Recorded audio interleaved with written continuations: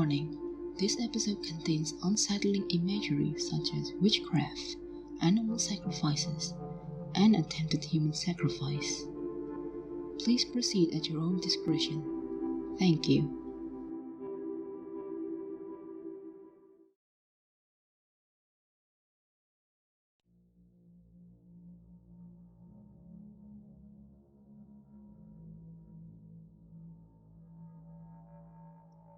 Demon's Den by Monica Mishra, 0607. This is not a work of fiction. This really happened to me. I am writing this so no one else makes the same mistake that I did. I moved to London from India immediately after my wedding with Karan. My husband was living in London for 6 years, and his then accommodation was a shady studio apartment, which to me was simply inhabitable. After a lot of coaxing, he finally agreed to look for a new place. I had just started looking for a receptionist job, so we planned to look for a humble one-bedroom apartment, along with applying for jobs and preparing for interviews. House hunting became my day job. 2 weeks into the search, I realized that for the price we were willing to pay, the only place we could afford was a shady studio apartment. I finally gave up this pursuit and instead decided to focus more towards finding a job. Good things come to you when you stop looking. This is what I believe to be true when, while going through job openings, I got a pop-up for a just posted house rental advertisement. I wish I knew that this was far from good, that it was going to be the biggest mistake of my life. I'm lucky to be alive to tell the tale. We went to view the house the same day I saw the advertisement, because I didn't want to lose the house to another early bird. One look at the house and I was mesmerized. For a person coming from the second most populous country in the world, living in a beautiful and spacious 3-bedroom Victorian house overlooking a garden away from the hubbub of the city was a dream come true. Karan's office, too, was only an hour's commute from there. The rent on this place was almost the same as we were paying for the studio apartment, so Karan didn't mind, though he was a bit skeptic about such low rent. So we checked the house thoroughly before signing the contract. The owner was British Indian, so he agreed to further reduce the rent for his fellow countrymen. We handed over our 1 month's notice letter to end our tenancy to our landlord. And within that 1 month, I got a decent paying receptionist job in a multinational company in central London. Just married, new country, new job, and a beautiful house. It felt so surreal, but this joy was to be short-lived. We moved into the house on a weekend since I was on probation and couldn't take leave. We just had a few possessions to move, but it wasn't a problem since the house was fully furnished and the previous tenants had left all their kitchenware and a couple of other stuff. This surprised me as the crockery looked quite expensive. When I asked B.I.J., our landlord, about this, he said that the previous occupants had to move to Scotland in a hurry, and thus didn't bother to carry fragile stuff with them. I was so naive to have believed him. If only I had tried to dig further or reach out to the previous tenants. The first week in the house was quite uneventful. It was spent arranging stuff and buying some supplies. Everything in the house worked as expected. Washing machine, refrigerator, showers and faucets. No signs of any leakage or creaking floorboards. Karan's suspicions about the house were finally put to rest, and he was convinced that there was no foul play. I wish it had stayed that way. But things took an ugly turn the next week. Karan used to play badminton early in the morning on weekends with his pals, while I preferred sleeping till late. I woke up while Karan was about to leave for his game. He gave me a quick peck on my cheeks and left around 6 a.m. It was still dark outside. I got back to sleep, but soon I awoke with a jerk from a nightmare where an ugly old woman was strangling me. I was covered in sweat and short of breath. It felt like the atmosphere had changed. The silence felt unusual, and it was obvious that something was off. I couldn't describe it, really.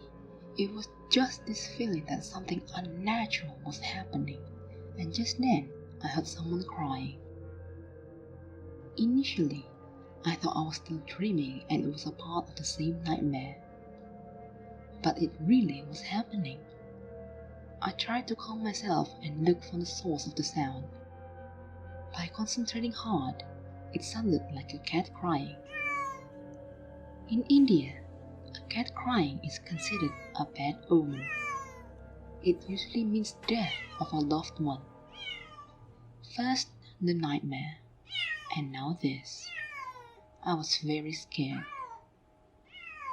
I headed towards the source of this cacophony, which had increased in volume and now sounded more like wailing. I got more concerned than scared now. What if the cat is really hurt and needs help? The sound originated from the garden. The garden's entrance was through a door in the kitchen. I mustered up some courage and turned the doorknob. Sitting on the fence opposite me was the most grotesque cat I have ever seen. It was an old, wrinkled and skinny black cat with bright red eyes. As soon as it laid eyes on me, it stopped crying and started hissing. I could see pure hatred in its eyes. It looked at me with murderous rage. I simply stood there staring at this devilish feline. I was still clutching the doorknob when, without any warning, the grotesque being pounced at me from its sitting position with godlike speed. This broke my spell, and I quickly pushed the door shut in time. I expected to hear a thud from where the cat must have hit it against the door, but I didn't. And neither did I hear it crying anymore. Everything had gotten eerily quiet, except my heart, which was beating so fast that I thought it would come out of my chest. Karan came home to find me passed out on the kitchen floor. He splashed some water on my face and I struggled to open my eyes. I felt very weak, and standing up on my own took a lot of effort. I told Karan everything that had happened, but I could see that it was hard for him to believe that a cat was planning to murder me. I couldn't blame him for that. Karan helped me calm down by suggesting we call animal control and they will take care of this stray cat. I assumed it was a stray cat as it was so skinny and dirty.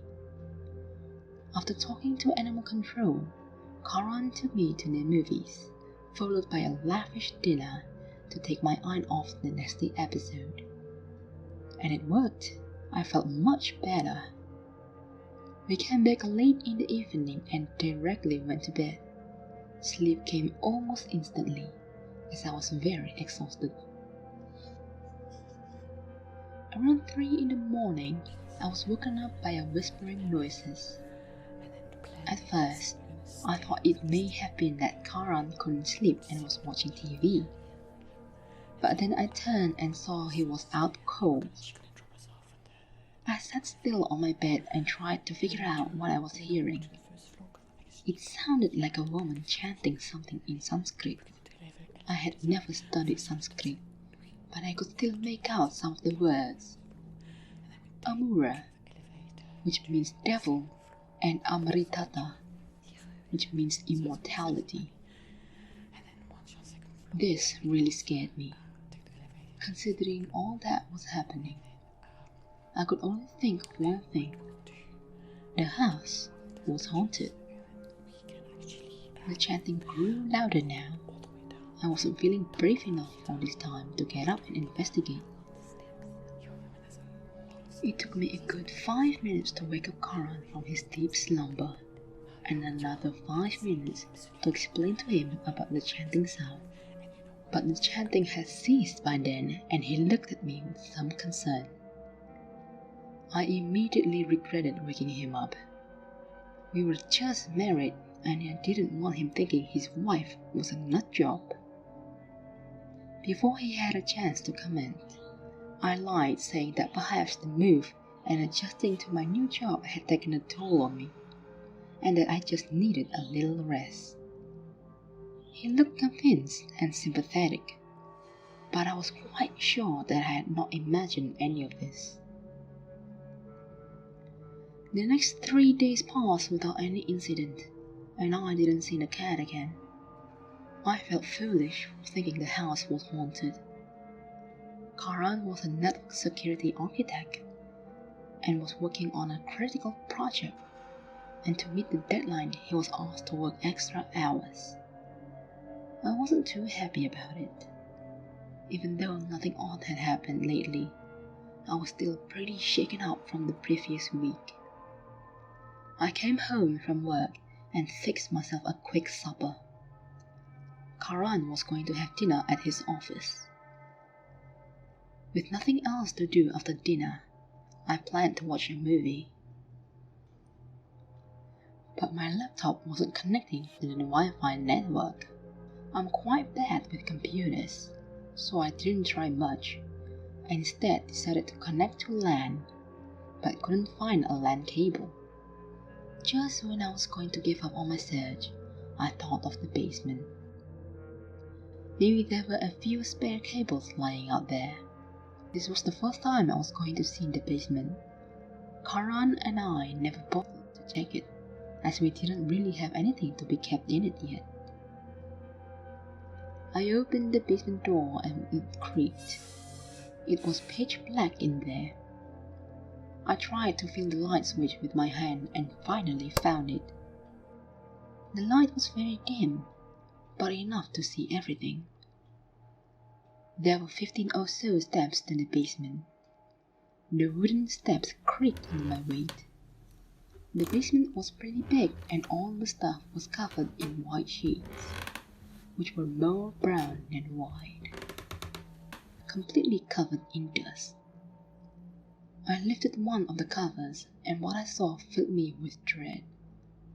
Lying on a big wooden table were many locks of hair, tied together by a red thread, nails, human bones, paint stuffed dolls, and a skull. There were cardboards with ancient symbols and a terrifying picture of a devilish creature sketched onto them in what seemed like blood. I felt like I was going to throw up. The most upsetting part was that the blood seemed fresh. I had to get out of there. Suddenly, the room felt very cold. The hair at the back of my neck stood up and I froze. I knew then that someone was watching me. I could smell rot and the air had turned putrid. I saw some movement from the corner of my eye. I started shivering and tears started rolling down my face. I felt so helpless then, but I wasn't going to give up. I gathered all the courage I could muster and turned around to run upstairs. That's when I saw the horrible face that I can never forget in this life. I still have nightmares about her. Standing near the foot of the stairs was a woman, or rather, she was a woman once. Now she was a hideous being with long, grey, and dirty hair spread across her wrinkled face. red eyes glaring at me with hate, claws for feet and gnarled shadowy hands with long and uneven fingernails. She was smiling at me, showing her few rotten teeth. This made her look even more hideous. She was wearing a dirty and tattered black sari. I knew then that she was the cat who had tried to murder me. She hissed at me and called out my name. Myla! It came out as a shriek and my blood ran cold. I knew then that I couldn't get out of there alive. There was no point in struggling. It's strange how during the last moments, your whole life flashes in front of you. How I wish I could tell Karan and my family one last time that I loved them.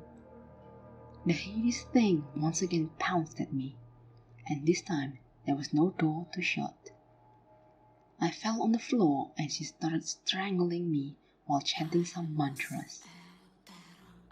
I come from a very religious family, and since I was a kid, I wore an amulet around my neck that wards off evil spirits. I never thought much of it, and always kept it tucked under my blouse. During the struggle, the amulet came off and the devil woman accidentally touched it and her hands started burning. She started shrieking and hissed for a while, and I could see fear in her eyes. She ran to the wall opposite me and vanished. It took a good 10 seconds, though it felt like an eternity, to register what just happened. But I had to get out of there quick, fearing she might come back. I held the amulet in one hand and started crawling. I don't remember much of how I escaped from the house. Karan told me later that he found me lying outside the house in the freezing cold. I was taken to the hospital, and it took me 2 days to recover physically, though mentally I was scarred for life. Karan was in the hospital with me the whole time, as I wouldn't let him go to the house alone. This time, Karan believed my story, as he could see faint red marks on my neck. I couldn't live in that house anymore. We went back only once to get all of our stuff, and Karan told me later that he saw a skinny black cat in the garden while leaving. Our lives went back to normal, but I was not going to rest until I knew what was wrong with the house. I never went back to the house to investigate, but I spoke with a couple of previous tenants and found some old newspaper article that gave me the story I was looking for. The ghost haunting the house was Maya. She was Peach's great-grandmother and a tantric. She used to practice witchcraft in the basement and sacrifice small animals to please Amura, who in turn would have offered her immortality. But by sacrificing just animals, she would have returned as an animal, not human. To come back as a human, she had to make human sacrifices. With an obsession to return as a human after death, she chose to sacrifice her own son. But her husband came home just in time to save him. He knew his wife was a tantric, but he didn't have much of a problem with her sacrificing animals. But not his son. That was too much. He took his son with him and left her alone in the house. She died an old and spiteful woman, and my guess is she came back as a cat after her death. She is still out there looking for her next victim to please Amura. My request to anyone reading this is to never rent or buy a house if the deal is too good to be true.